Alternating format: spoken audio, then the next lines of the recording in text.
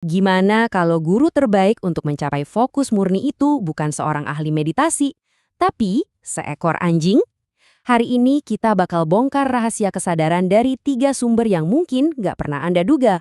Seekor anjing, serumpun bambu, dan sang Buddha sendiri. Kedengarannya aneh ya kan?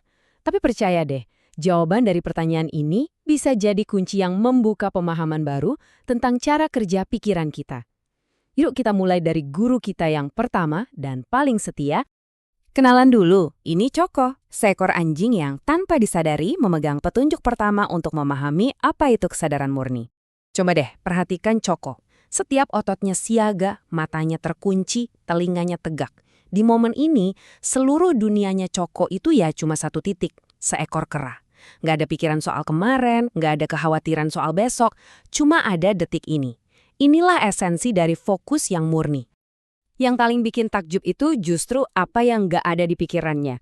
Choco nggak lagi mikirin cicilan bulan depan atau nyeselin drama kemarin. Pikirannya benar-benar kosong dari daftar tugas atau kekhawatiran. Yang ada cuma si kera. Sebuah kemewahan yang jarang banget kita punya, kan? Dan inilah, dalam bentuknya yang paling dasar, definisi dari kontemplasi. Bukan konsep yang ribet atau filosofis, tapi tindakan sederhana memberi perhatian penuh pada saat ini. Persis seperti yang Choco lakukan secara alami. Nah, sekarang coba kita bandingin keadaan alaminya Choco dengan perjuangan yang sering banget kita hadapi sebagai manusia. Di satu sisi kita lihat pikirannya Choco, jernih banget, kayak air danau yang tenang. Di sisi lain pikiran kita, wah, udah kayak badai petir dari deadline, tagihan, dan drama sosial. Choco hidup sepenuhnya di sini dan saat ini, sementara kita seringnya kejebak di antara penyesalan kemarin dan kecemasan soal besok. Tantangan kita tuh ya gimana caranya nemuin ketenangan di tengah badai itu. Oke, sekarang kita pindah ke guru kedua kita, serumpun bambu, yang nawarin jalan pintas buat dapat pemahaman. Coba bayangin frustrasinya si murid ini. Udah bertahun-tahun meditasi, belajar. Pas minta pencerahan, jawabannya malah diajak jalan-jalan ke hutan bambu. Pasti dia bingung kan, apa hubungannya bambu sama pencerahan? Terus, gurunya cuma bilang, lihat bambu itu, tinggi ya. Lihat yang itu tuh, pendek. Bukan mantra-mantra kuno. Bukan teori yang rumit. Cuma sebuah observasi yang super simple. Si murid pasti makin bingung lagi. Jadi, apa sih yang spesial dari ngomongin bambu tinggi dan pendek? Kenapa kalimat sesimpel ini bisa jadi momen pencerahan buat si murid? Ini dia kuncinya. Si guru nggak ngasih jawaban baru buat dipikirin. Justru sebaliknya, dia maksa pikiran si murid buat berhenti nanya dan mulai melihat. Saat itu juga, semua pertanyaan rumit yang menuhin kepalanya langsung hilang. Kayak kepingan puzzle yang selama ini kita paksa-paksa, tiba-tiba klik pas di tempatnya. Yang tersisa bukan jawaban, tapi keheningan. Kesadaran murni sama realita di depan mata.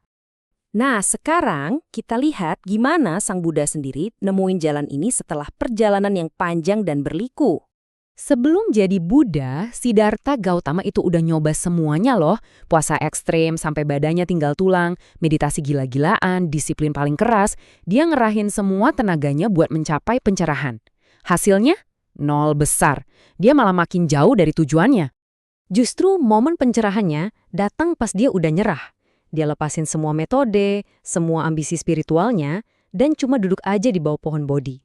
Dalam momen pelepasan total itulah, secara aneh tapi nyata, apa yang dia cari-cari selama ini malah datang sendiri, kesadaran murni. Dan inilah rahasia yang dia bagiin. Bukan teknik pernapasan yang aneh-aneh. Perhatiin deh, instruksinya simple banget kan? Saat napas panjang, ya sadari aja itu panjang. Kalau pendek, ya sadari aja itu pendek. Tujuannya bukan buat ngatur nafas, tapi cuma buat sadar sama apa yang udah terjadi. Ini ngebawa kita balik ke momen sekarang, persis kayak Choco dan si kera. Jadi prosesnya itu punya 3 pilar utama. Pertama, kesadaran. Sekedar tahu apa yang lagi terjadi, misalnya napas yang masuk dan keluar. Kedua, perhatian. Memfokuskan pikiran kita ke satu hal itu aja. Dan ketiga, keasyikan.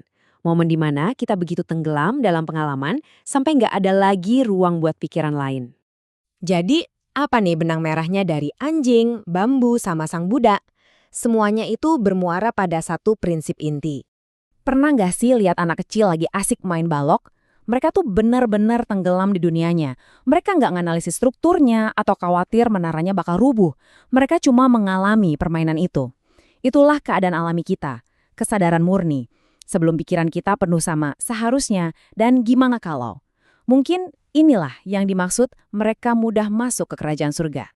Baik Coko maupun si murid, dua-duanya nggak lagi mikirin pengalaman mereka. Mereka ada di dalam pengalaman itu. Inilah pelajaran utamanya. Anda nggak bisa mikirin cara buat jadi sadar. Kesadaran itu harus dirasain dan dialami secara langsung. Oke, jadi gimana caranya kita bisa bawa fokus ala Coko ini ke hidup kita sehari-hari? Gampang, ada 3 langkah praktisnya. Yuk kita coba bareng-bareng sekarang ya. 1.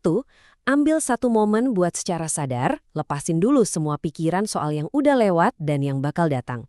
2. Coba rasain napas Anda sekarang juga. Hangat atau dingin? Cepat atau lambat? Nggak usah diubah, sadari aja. 3. Sekarang curahin semua perhatian Anda ke sensasi itu, seolah-olah napas itu satu-satunya hal yang ada di dunia saat ini.